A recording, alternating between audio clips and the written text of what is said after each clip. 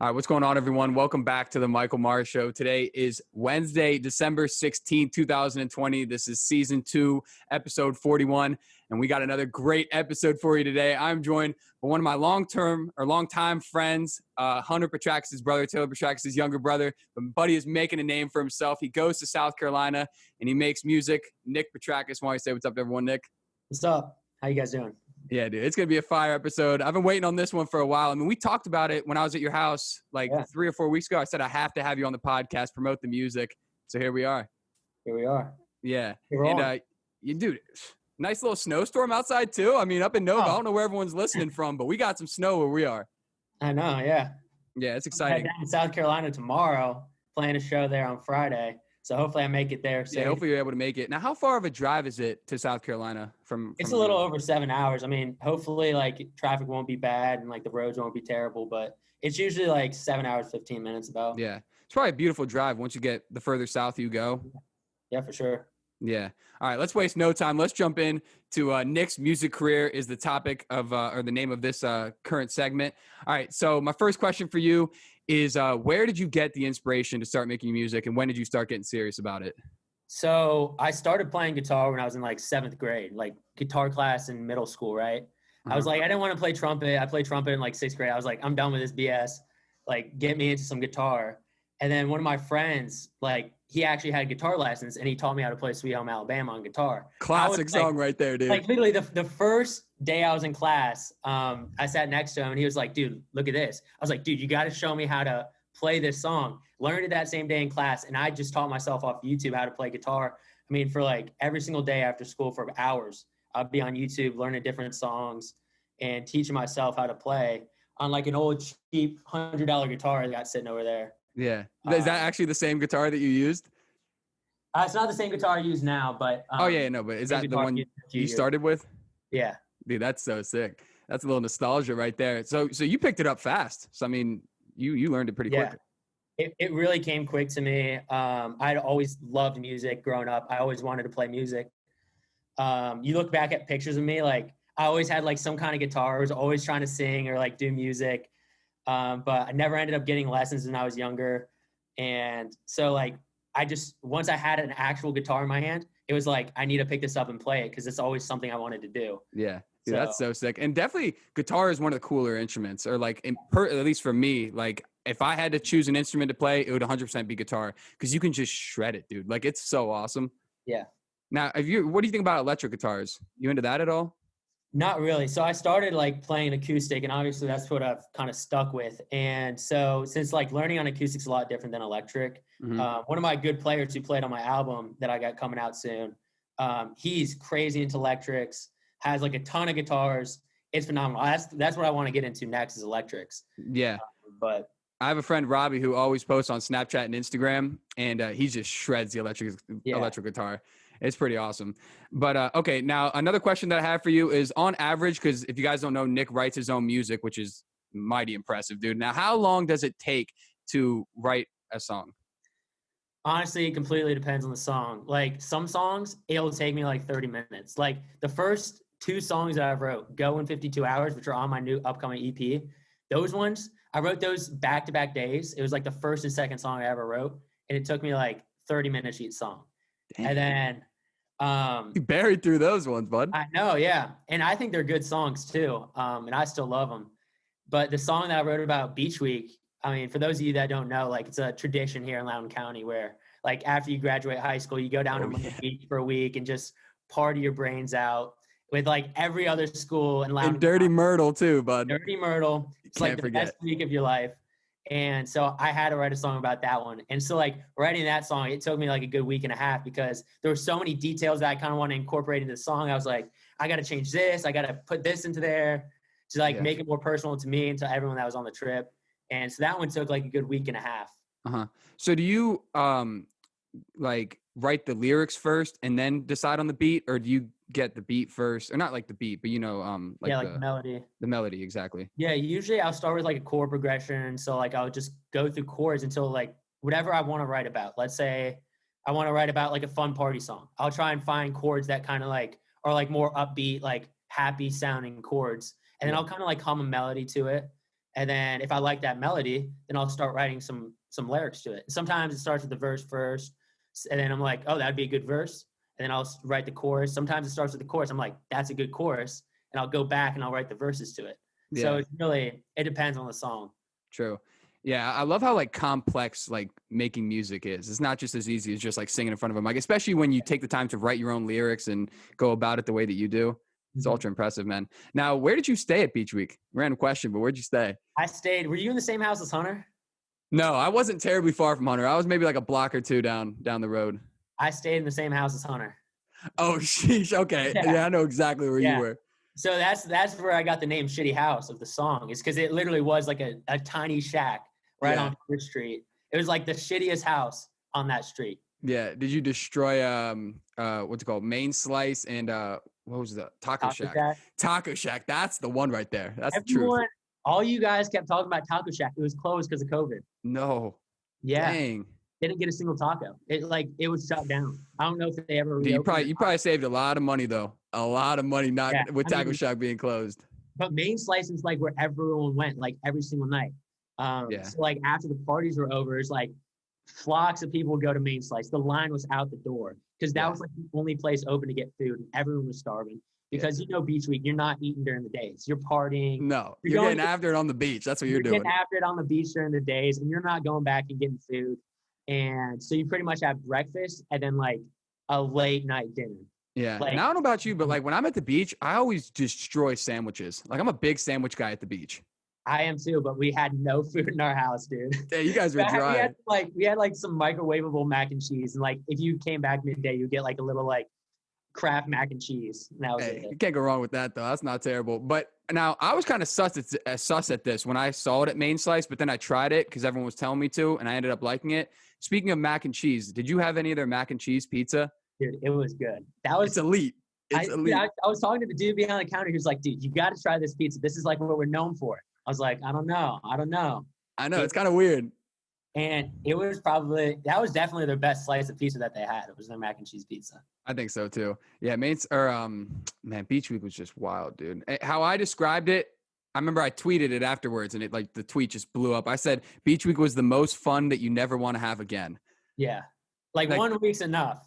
Yeah, 1 week is enough. And now, honestly, funny. Now, a couple years have passed. I would definitely go back. So, I don't know. But the Catalina, you get wild at the Catalina at all? I don't know if you guys did, but that was the place. For sure. There was like people like that outfitted the Catalina with like monster speakers, DJ tables, like lights. Like people brought in like strobe lights and stuff. I'm like, what is this place? Dude, people were going wild. And I swear, like when I was there, they used to like the first couple of days they had like a security guard outside the pool gate, like just like checking wristbands and stuff. By like the third day, Buddy was gone and people were just funneling in at like 24/7. Ridiculous, dude. There was like cops there every night, but there was no security, like no one checking wristbands because of COVID. I guess they had all got laid off. So it was like literally a free for all. People were jumping off like the balconies into the pool. Yeah, dude. People were going wild, man. Yeah, Beach Week was something. You know who went real just AWOL at Beach Week? I mean, in a great way. I mean, he had a good time, but was Kyle Tokarczyk. Really? That dude lost his mind at Beach Week. I cannot cap, dude. I got some wild videos I'll have to show you one day of Kyle just going nuts. But, okay, another music-related question that I have for you is since you've been recording or working on your album, you've been in the studio, right? Back at Nova. Now, you want to tell everyone where that studio is and who you're recording with and just the all-around atmosphere of being in there? Yeah. So one of my good friends growing up, like a neighbor right down the street, his name's Tyler. He's 4 years older than me, 2 years older than Hunter. So like we were real close growing up. And his dad was a guitarist for a couple different bands. They toured South America. They toured with like bigger artists as like warm-up bands. So he was like in the industry for about 10 years before he started his family and everything. And so he has a full-blown studio in his basement. And Tyler, the kid I grew up with, he went to JMU and he graduated with a sound engineering degree. So he works at like another studio, but like he also like runs the studio out of his basement where he has musicians come in. Like, so you're not paying the full price of an actual studio. Mm-hmm. But I mean, it's a full blown studio. They got full drums. They got like 20 guitars down there. They got like bass. They got everything you can imagine. Like all the nice microphones, all the best software. They have like monitors, like all these mixing boards and everything down there. Yeah. And so he did it all for me for free, which was pretty. Dang, he hooked you up, man. He hooked me up big time, and it was like a blessing that like I grew up literally 2 houses down from him. So like I Yeah. would go there in the morning. I just left my guitar there for like a week straight. I would just walk there in the morning. I would be there until like 1 or 2 a.m. recording. That's so sick. Yeah, you're gonna have to remember him when you go big, bro. Oh yeah, for sure. Yeah. Like I was saying before we started recording, I've been seeing your dad's Snapchats or Instagram posts and what you post and what you send me. It looks sick and it looks like official. You know what I mean? Like if I was in there, I'd feel so official recording It's like, in there. it's not like just a little home studio or whatever. It's like a full blown like. Yeah. They have sound panels on the wall and everything. Yeah, I mean, they got like 2 doors coming in. Like it's completely soundproofed. yeah. They got like all the mixing boards. You saw like the wall of guitars that they have. Yeah. Like $1,000 guitars just like lined up, like amps for days. I mean, their entire basement's just like packed of like guitar cases, amplifiers, anything you could want in a full studio. It's just in their basement. Now, do they specifically record country music as well? Or is it kind of No, just like whatever? Yeah, he does like a lot of like alternative rock and stuff. He's in a band himself, which is like kind of like an early 2000s like cover band type stuff. Yeah. But this was like the first country album that he's done. But I mean, if you're a sound engineer, you pretty much can work with any type of music. It's pretty much the same stuff. I come in with the ideas, like what I want the song to go, what direction I want it to go, and what instruments I want on it and stuff. So, I mean, it's pretty much the same regardless of what genre you're doing, unless it's like obviously like hip hop or rap where it's like more electronic. Yeah. But besides that, it's just drums, bass guitar, a lot of electric guitar, acoustic guitar, 12-string guitar, vocals, backup vocals. I mean, it's the whole 9 yards. Yeah. So obviously it varies when you're in there, but let's say you go for like, how long are you usually in there for a given day? Like 8 hours? So we spent like 65 hours, over 65 hours doing this, and it's still not completely done. We still gotta mix everything, go back, touch up some vocals and stuff. But so my guitarist came up from South Carolina, who I play with down there, Manning Feldner. He's a great guitarist. I would even say like one of the better guitarists on the East Coast. Like definitely the best like in South Carolina. He's ridiculously good. Dang. And so great musician. He was like, dude, I'll come. He was like, I was eating lunch with him in South Carolina one day, and I was like telling him how we'd only played like twice at this point. I was like, yeah, and like my neighbor, like I'm recording with him, and he's like, dude, if you ever need guitar on it, let me know. I'll come up. I was like, really? Like you'll come up for free? Because like you got to pay like musicians to come in and play on your stuff. Yeah, of course. And like he's better than like especially any guitarists that we have in Northern Virginia that'll come in and charge $80 an hour to come play on your album. And so he came up here for free. He stayed in my basement. We gave him food. Dude, what a nice guy. Yeah, amazing guy. And it looks good for him because that's what he wants to do as a profession. He's going to Berklee College of Music next year. And so he wants to be like a studio musician and play on people's tours and stuff, which I think he's good enough now. He doesn't really have to go to school for it. Yeah. But he's like, dude, it looks good for me. And he was like, I love your music. And obviously we're playing together this upcoming semester. We're actually playing together on Friday. And so, I mean, when I first got to the studio, what you got to do is I take my guitar and I just play my songs. He records it and we have like a metronome going. So we're all on time. And so that's pretty much what they call, like a rough track. So then he'll go and he'll play drums. He'll have it in his ears. So he's playing along to like what I just played on my acoustic. And then we'll go back and then we'll do bass, listening to the same track with the drums and me singing on acoustic guitar. And then we'll lay down electric guitar, and then we'll go back to acoustic, just solo acoustic. And then after everything's done, I go back and I record vocals. Dang. So that's what you end it with? Yeah. So, I mean, I only did 5 songs. And like I said, it took over 65 hours in the studio. Dang. So 5 songs is what's going to be on the EP? Yeah. Dude, I'm pumped for that. I'm really excited for that.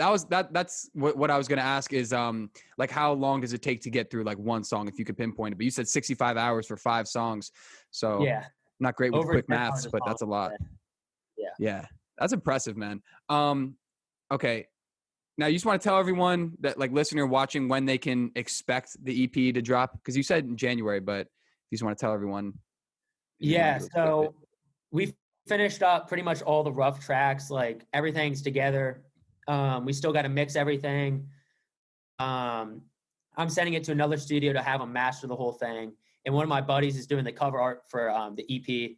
So once everything comes together and I get it ready, get it all copyrighted and everything, I'm hoping for sometime in January, early to mid-January is when you can expect it. Yeah. Build up the anticipation for it. Yes, sir. Yeah. Now, how do you plan to grow your music in the coming years? Like through social media or through outreach or how?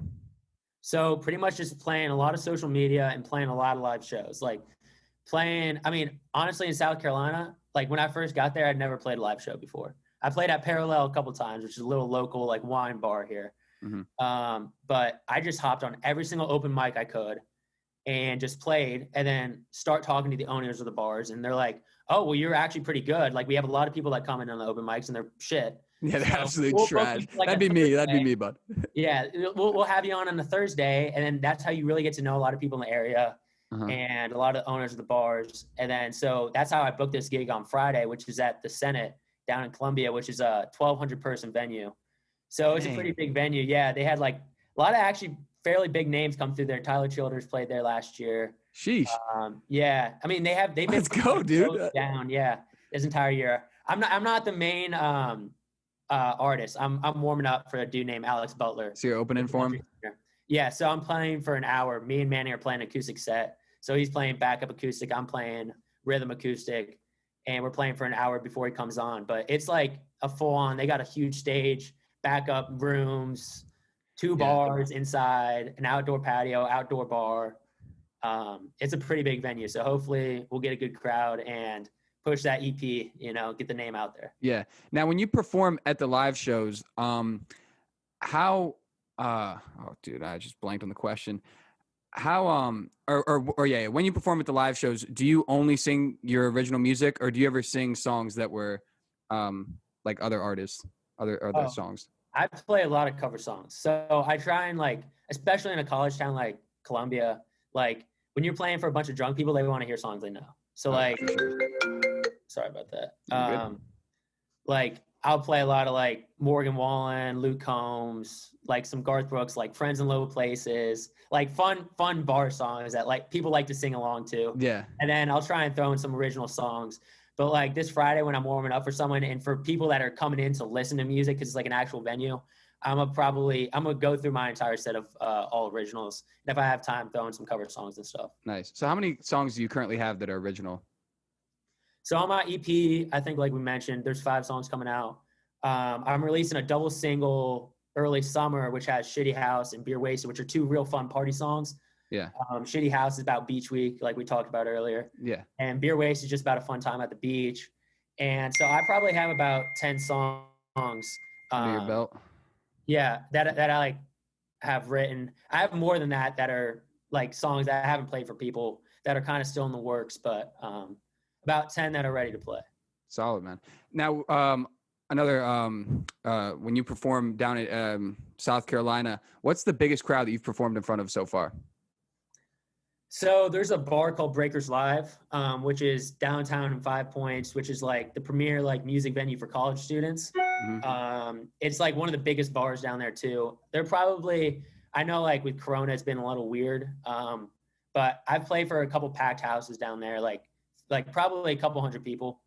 And that's just from I wasn't the main performer. It's just I met people like this guy Andrew Mosley, who's a country singer down there, and this other dude Adrian Gonzalez, who have bands down there that have played there, and they're like, hey dude, if you want to come up, you can sing backup vocals, you can get a couple songs in. So I ended up being up on stage with them all night, sang a couple songs with a full band, and then sang backup vocals for them the rest of the night.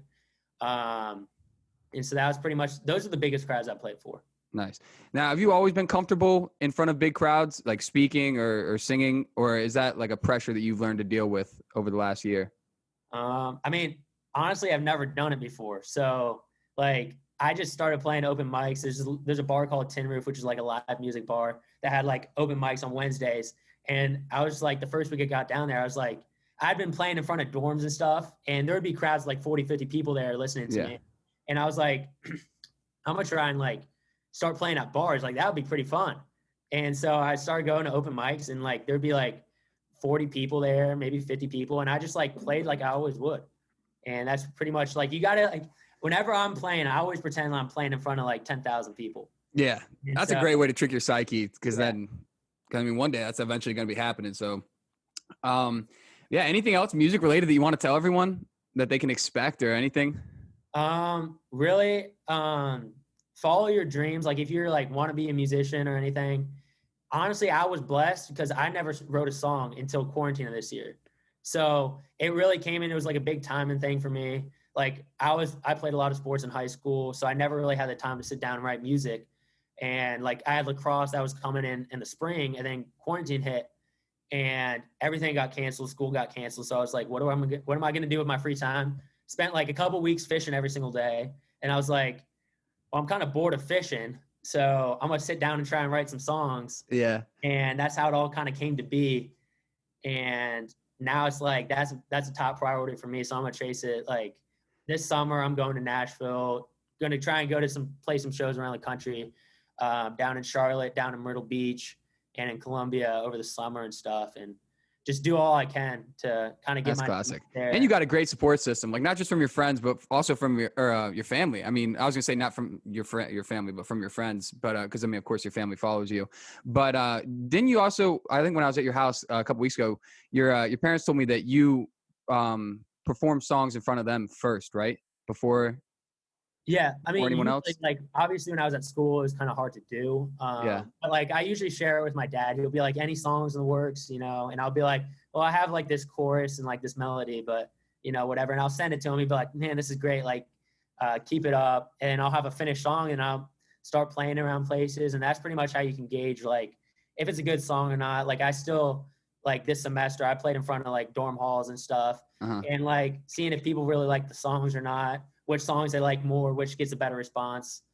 Shout out Chris. He's honestly one of the best supporters. Yeah. Like he supports the hell out of my podcast, and I'm not even his son. I mean, your family's awesome, man. You got a great family. Thank you. Okay, now should we get into a nice little sports update? Sure. Yeah, let's go. Dude, both fans of the Redskins. The Skins are on a 4-game winning streak. We knocked off. Dude, yeah, I honestly can't believe it. We play the Seahawks this week, and the Seahawks are coming off. They absolutely stomped the Jets last week. But before that, they lost to the Giants. I mean, we're coming off another solid win. I'm still riding that Steelers victory, dude. I'm still riding that. I was like, do you know who Jack Christman is? Yeah. So I was in the car with him, and we were coming back from like the shooting range or something. And he was like, "Oh, dude, the Redskins game started." I'm like, "Dude, we're playing the Steelers. Like, I don't care. We can miss the first half. We're not going to win." Yeah. I get back to my house, and my dad's got the game on. I was like, it's really this close? Like, no way the Skins are going to pull it off. Fourth quarter, we're up. I'm like, how Skins would it be if, like, we go up in the fourth quarter, and then they come back, get a touchdown, or we're about to, like, score, and they pick it off and take it to 6 the other way. Like, that would be such like the Redskins. If we pulled it off, I was like, I was astonished. I was. Yeah. I was just waiting for an interception, honestly, because our D-line is so solid, but we were tipping so many passes against the Steelers. Like, we were getting so much pressure on Big Ben and just tipping passes. And I was just in my head, I was like, dude, one of these tip passes got to go in the air, and the DB's going to run under it. And then that's literally how the game sealed. I think it was – that's how we sealed it. Yeah, it was Sweat, tipped it, and then Bostic, I think, slipped in for the interception. Yeah, Bostic got the interception. Yeah, I lost my mind when that happened. And then now we're just riding the momentum. We have sole first place over the NFC East. Giants are 1 game behind us. Eagles and Cowboys are 2 games behind us. I'm just hoping we can keep it rolling because, I mean, we got Seahawks this week, and then we have the Eagles one more time. I can't remember who else we play, but it's a decently winnable schedule, in my opinion. This Seahawks game this week is big. Definitely. Yeah, no, it is for sure. And I was kind of surprised, honestly. I thought we were going to be the Steelers and then lose to the 49ers last week, but we pulled it off again, and now we're pretty hot. Dude, yeah, that's what I'm saying. That I feel like in all sports, just momentum is crucial. If you can just build momentum, especially when the momentum's primarily coming from your defense, that's hard to stop. I mean, our defense is just, dude, they're a bunch of savages. They're a bunch of young savages, dude. How about our defensive line? How about John Allen out there? I know. Shout out Jonathan Allen, dude. Went to high school with him. Yeah. Yeah, and De'Aaron Payne, he played at Alabama with John. I mean, of course, Chase Young, number 2 pick in the draft. I mean, Montez Sweat is playing solid. I mean, our just entire defense is so solid. Now, what's worrying me is Antonio Gibson, how he hurt his toe in the game against the Steelers, like in the first drive or something. He's just a crucial part of our offense. And now that Alex Smith is hurt, I don't know, man. We need someone on offense. That's what I would like in the offseason for us to get another piece on offense, but Yeah, we'll see. for sure. Yeah. What other teams do you think are gonna make some noise in the playoffs this year? I mean, assuming that the Redskins go in, we'll have a home game, so we'll probably play whoever the 5th or 6th seed is at the time. But Honestly, I haven't been following NFL that much this year. I mean, like being like a freshman at South Carolina, like I haven't had any chance to really watch the games. And like Saturdays, like we watch college football and like we go downtown and stuff. yeah, But like Sundays, I don't have cable. I can't really watch the games. I'll try and follow it on my phone, but honestly, I'm waiting to see how it plays off because I'm not really sure. It'll be interesting for me. yeah. We got some solid college football games on this week. I think it's conference championship week. So we got the ACC championship. That's really the only game I'm super concerned with is number 2 Notre Dame against number 3 Clemson. I mean, that's just massive because whoever loses that game isn't going to make the college football playoffs. So Texas A&M will be able to slide in, assuming that they win. I know. Dude, how about Notre Dame, like just hopping in the ACC and just destroying I love it. I know. I love it too. Yeah, that's what I was talking with, Todd Ballinger. Yeah, I remember talking with him like either last year or 2 years ago, and we were just saying, because he's a Notre Dame fan, he was just like, dude, Notre Dame needs to slide to the ACC. He was like, that conference is just perfect for them. Like, they're competitive. Like, they'd compete in there, but it would also add – because I feel like Clemson has just run the ACC for the last, like, 6 or 7 years. The ACC's, like, they're a Power 5 conference, but, I mean, compared to the SEC, like, they need some more big teams in there. So Notre Dame is perfect for it. Yeah, Notre Dame is perfect. Now, how do you think that game's going to go? Because I saw that Vegas has the odds minus 10.5 for Clemson as the spread. So Clemson's a pretty big favorite in that game, which I was kind of surprised about. I knew they would be favored, but I didn't think by that much. I think Clemson's going to win. As good as Notre Dame's been this year, I don't think they're a playoff team. Yeah. And now, I mean, Clemson's biggest piece was out when they played in the regular season. I mean, Trevor Lawrence wasn't playing, but I mean, it took him to double. Say it again? They're still destroying teams even without Trevor Lawrence. Yeah. I don't know, man. They're just such a solid team. I mean, their coach is Dabo Swinney. I mean, he's solid. I don't know. I think we're going to end up seeing Clemson and Alabama play again in the championship. That'd be the 3rd time they've played in the last 4 or 5 years. I mean, I'm here for it, though. I mean, if they're the 2 best teams, I don't care who they are, as long as we get to see a solid game. So I'm here for that. NBA started. I mean, you an NBA fan at all? You watch basketball a little bit? I watch college basketball. So big college sports guy. Huh? I said big college sports guy. Yeah. Hopefully, like, Carolina's football team this year was terrible, but hopefully our basketball team's pretty good. I know our women's basketball team's absolutely destroying. Really? Yeah. Didn't you see against, I forget, it was against College of Charleston. We beat them like 70-8 or something like that. Or like 100-8 or dude, something. If you're getting 8 points in a basketball game, just retire the sneakers, bud. Come on. I know, dude. We're like the number 1 seed like every single year. I think we won the national championship 2 years ago. And then we were going to win last year, like with a landslide. Then COVID hit, so we didn't get to have a championship. But this year, like our women's team is going to national championship, and hopefully our men's team is pretty good too. Yeah. Now that one piece of advice, because I did it. Benji and I went to so many sporting events freshman year. Now obviously you couldn't because of COVID, but hopefully next year it opens up. Just one piece of advice I'd give to you is go to as many sporting events as you can, regardless of the sport, just because they're so exciting and you never know when you're going to be at a game that's like massive. I mean, I went to a couple of football games this year, but it really was like an empty stadium. I mean, and we had a terrible team this year. Each time I went, we lost. But I mean, it's still a fun game to watch. It's still fun to go to the stadium. Yeah. Go watch some live sports. It's still fun. Yeah, exactly. And like I said, you never know when it's going to be a crazy game because Radford doesn't have a football team, but I go to a lot of like basketball games and some other sports. But I went to every Virginia Tech football game with like Matt and Dom and Todd and Eric and all those guys.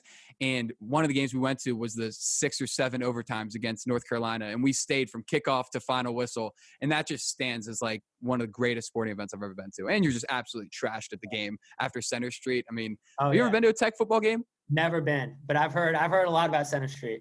Yeah, no, you're definitely going to have to come up a time or two. Yeah. I mean, I want to go down to South Carolina or check out some of the other games just because college football is just so electric. I mean, the passion, the crowds are crazy. And a perfect example of that this year with Carolina football was like the Auburn versus Carolina game at Carolina when we upset Auburn. And like, I didn't go to that game and like, apparently it was like an empty stadium, but that was like the best game that we had all year. Yeah. Like we upset Auburn and that was like the one big win that we had this year. And I forget, I don't know if it went into overtime or not, but it was a good football game. Yeah. And like, dude, sometimes the parties afterwards of just like massive games are just, dude, they're ridiculous. I mean, the vibes are just immaculate. Yeah, the vibes downtown that night were crazy. I remember that. I bet. All right. Now on to another sporting topic. Jake Paul called out Conor McGregor in a brutal video, dude. Brutal. I don't know what he's thinking. I mean, he's just trying to get the fight. He's trying to sell the fight, but I mean, dude, coming after his wife and some of the other foul stuff he said. Like publicity stunt to try and get him to fight, but he will get whooped if Conor does fight him. Dude, he will. Yeah, he'll get bodied. It won't even be funny. I mean, if he actually has $50 million ready for McGregor, I would just fight Dustin Poirier on January 23rd. Yeah. Go right into that fight. Beat Jake Paul. It's an easy $50 million, dude. Yeah, I have no doubt that he will. I think he's going to fight it just because of the money. Yeah. Now, what I would love McGregor – my bad. I didn't know. Were you still going? Yeah, what I was about to say, did you see that, like, Jake Paul came after his jiu-jitsu coach today? Yeah, he threw toilet paper and water balloons at him. Yeah, some shit like that. Yeah, I mean, I think that's a way more competitive fight. If we're talking boxing, his name is Dylan Dennis. He's Conor McGregor's jiu-jitsu coach.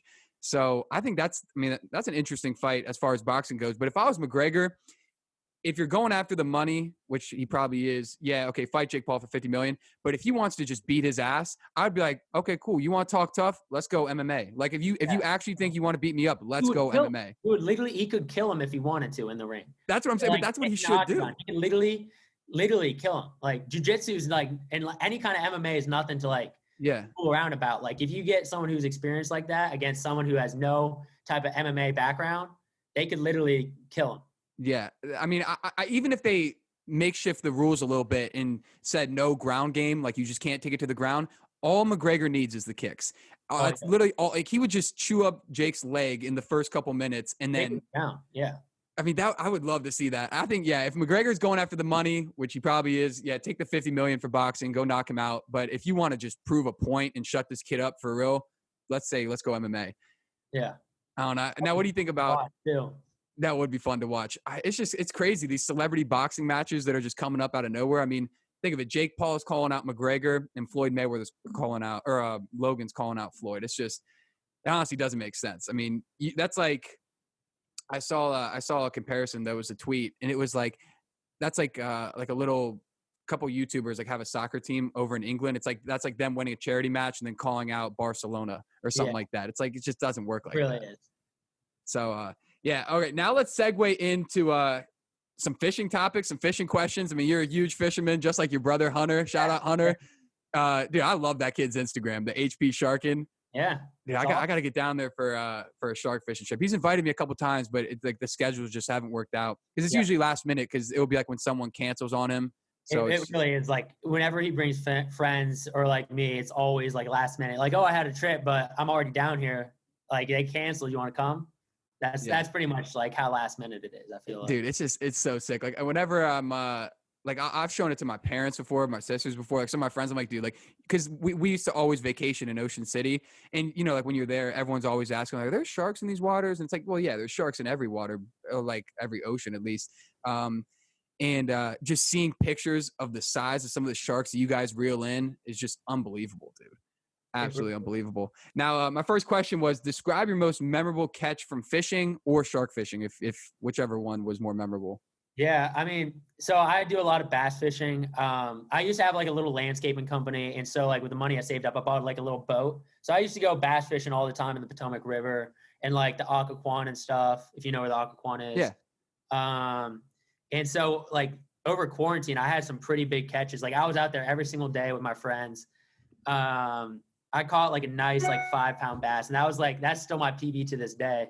And that was a pretty memorable catch. It was like early March, so it was freezing cold, and we were fishing all day, like no bites. I throw on the rocks this one time. All of a sudden, I'm like hooked in. Damn, let's go. Jack's in the boat. I'm like, Jack, dude, this is a monster one. I'm gonna need you to help me land this thing. I'm fighting it. It comes up to the surface. I'm like, dude, this thing's a tank. He lips it, brings in the boat. I'm like, I was crazy. That's the one that's on my Instagram too. Is that bass? Like, and you can see we're pretty bundled up too, and. Yeah. That was the most rewarding bass I've ever caught, just because we're out there all day in the cold and no bites. And then I reel in this monster fish. But as far as shark fishing, it was probably like 2 years ago, I want to say. And I reeled in this monster 9-foot 2-inch sand tiger shark. Dang. Is that in Bethany? It Or was in Bethany, yeah. Dang. And I remember that thing. Usually sand tigers, they don't fight too hard, but this thing, it was like a female, and it was fighting hard. And there's pictures of me, my dad has them, where the rod is bent over, and like we have these monster reels, and I had that thing cranked down, and it was just stripping line off of me. And we fought that thing for a good like 45 minutes before I got that thing in. Dang, dude. And obviously, you've seen videos of Hunter like running in and grabbing him by the tail. And so me and Hunter both went in. I mean, it was like a 2-person shark to bring on shore. And we both get in, grab the tail and pull her up. And that thing was freaking a monster. Yeah, dude, I want to reel in, or like at least attempt to reel in a fish that big. Cause like I watch Blacktip H every now and then. I mean, don't we all? You know Blacktip H? Yeah, of course. Yeah. And just like watching him bring out, like when he brought out Nelk, or when he brings out like NFL linebackers every now and then, just like massive guys, and they're just struggling left and right. Like when they're trying to reel in like Goliath groupers, and they're just struggling, dude. And they're like, that was one of the hardest battles I've ever had to fight in my life. Yeah. I'm like, dude, I just want to feel like how hard it is to reel in a fish that big. Yeah. Well, so I don't know if you know Kedrick Golston. Yeah. Former skin. Yeah, so he's like an uncle to me and Hunter. Like he's my dad's like best friend. He used to be our neighbor, like super close family friends. So we took him shark fishing this year. Yeah. And obviously he's like 6'4", like 275 pounds, like built dude. And we put him on a shark, and he's like reeling, and he's getting tired, like reeling that thing in. Yeah. Now, what's the process of, like, how far out do you have to drop the bait? Because I mean, of course, you can't just do it. You can't like cast it. Now, how far out do you have to paddle? So I think like the deal that we go through where we have the kayaks and everything. Yeah. But for all those people out there that don't know, we have like a kayak that we have, and we put the bait in the back of the kayak, and the rods are on the land. They're dug into the sand. And so usually I'll go out there and paddle them out. And so the people on shore will whistle to me whenever like they're getting low on line or whatever. And so it's usually about 350, sometimes 400 yards out there. Dang. Sheesh, man. That's pretty far out there. That's a nice little journey. They're not like swimming in the waves, but sometimes the smaller sharks are. When you have like a little surf rod out, you'll catch some small sharks. But yeah. Now, what kind of bait? They're out their ways. What kind of bait do you usually use? So we usually go to the marina, and so in Delaware, like usually if you go fishing with someone, they have after they catch the fish, they'll clean it, like they'll take the meat and everything off of it on the boat, right? You'll clean the fish on the boat, so they're ready when you get back to the thing for everyone to just take their meat and pretty much leave if you go on a charter or whatever. But in Delaware, there's like a law where the marina that your boat is located at has to clean the fish for you. And so when we go to the marina, they'll have all the boats come in, like all the charters, and they have to clean the fish there. And so we'll take all the big tuna heads and the tuna bellies and the parts that they don't use, so that they'll throw out, and we'll take those, and that's perfect shark bait. Nice. Now, have you guys ever considered like keeping like are you allowed to keep the sharks? There's really no point in keeping a shark. I mean, we have like, if you catch like a little 3-foot blacktip, those ones are actually really good to eat. So like we've kept a couple. I mean, it all really depends on the laws, what species are you allowed to keep. And obviously like Hunter is like knows every single thing about shark that there can be. Like I'm like, I don't know. I mean, I can tell a blacktip from like a sand tiger, but like there's so many different types of sharks, and Hunter knows them all. And he knows all the regulations because he's like a licensed guide out there and everything. And so he'll be like, oh, this is legal to keep, this isn't. So if you catch like a small, like 2, 3, 3.5 foot blacktip or some other species that are legal to keep, if you stake them out, you can make some really good steaks with them. Yeah. Because I've only had shark once, and it was like several years ago, but it was banging. Dude, a small like that, they are really good. If you grill them, it's like a steak. Like literally, you cut it like a steak, and it's money. It's money. Yeah, yeah. Like I said, I definitely have to get out there with Hunter. Just sharks are just fascinating, dude. I don't know why. They're just like, I don't know. You can't hate sharks, dude. Come on. I mean, we got Shark Week for a reason. I mean, everyone likes a good shark. Everyone loves sharks. Yeah. Yeah, honestly. Now, have you ever caught like any like anything else that's like kind of exotic out there? So actually, we're going on a trip to Key West. Yeah, this New Year's, like the day after New Year's, we're leaving on the 3rd. And so hopefully down there we'll get into some cool species. My dad used to do a lot of tuna fishing, but I've really never done any kind of offshore fishing or really any kind of saltwater fishing except for shark fishing and stingrays. We've caught some cool stingrays, some rough-tail rays. You've seen on Hunter's Instagrams, those like 6 foot wide, like 10 foot long stingrays that we've caught. Those things are wicked looking. Those things are actually like sea monsters. Like you could have like from 1,000 years ago, you'll have like these monster stingrays and like drawings and stuff. That's what these things are. Yeah. So you've never been deep sea fishing or anything like that? Nope. Yeah. I went once a couple years ago, and it was a lot of fun, and we caught some good fish. We went with 2 of my dad's friends, but it was just brutal on my stomach, dude. Like I tried to prep for it because like I didn't think I got seasick, but my dad was like, just in case, like take this medicine in case you do get seasick. It didn't do anything, bro. I was still out there just miserable for like it felt like days, but it was probably like 10 hours or like 8 hours or something like that. Yeah, I mean, I really want to go offshore fishing. Obviously, like I watch a lot of black tip H, a lot of shark fishing videos. Yeah, a lot of like offshore fishing videos too. And that just seems like so much fun. Yeah, and definitely. I love tuna. I love eating tuna. Tuna. Ahi. Yeah, spicy tuna, best sushi out there. Don't at me. All right, now we can wrap it up. This was a solid episode. I'm not sure how long we ran for because when it's over Zoom, I don't have like a time count like I did when I was recording them in the studio because there's like a little timer right next to me.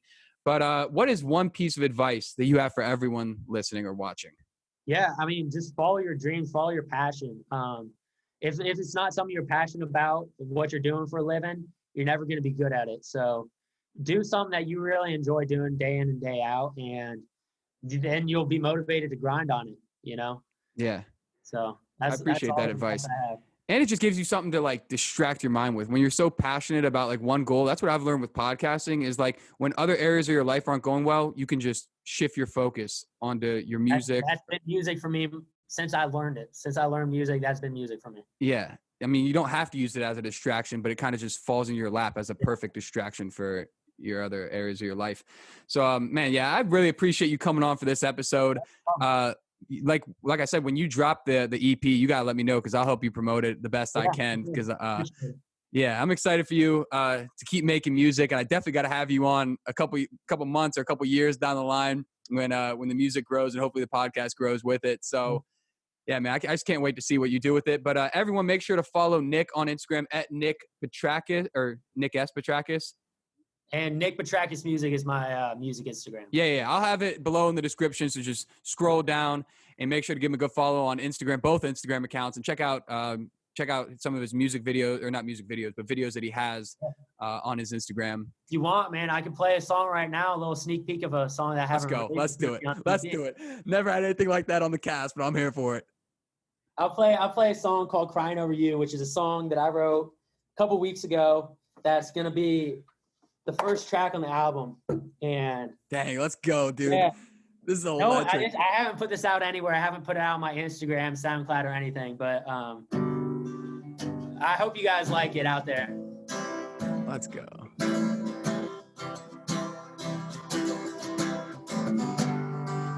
When your name popped up on my phone today, I knew just what it was.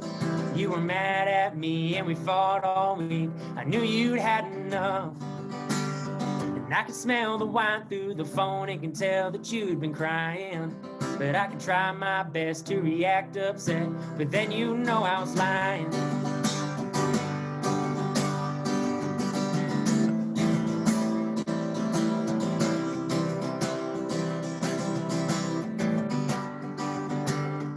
No, it might be illogical for me to reach for the bottle and forget who we were, forget where I am. Oh, by the end of the night, I'll throw on a record instead and hop right outside of my bed and think about what I'll do tonight. Well, I could be downtown drowning your memory under those neon lights, but I ain't got the money to pay a tab tonight. Or I could be headed straight out of this town somewhere down 95, but that won't change a thing. So I guess what I'll do tonight, I'll have a beer and I'll make it too. And I'll think about this world that's bigger than you. I'll call up my boys, I'll give them the news. But no matter how drunk I get, I won't be crying over you.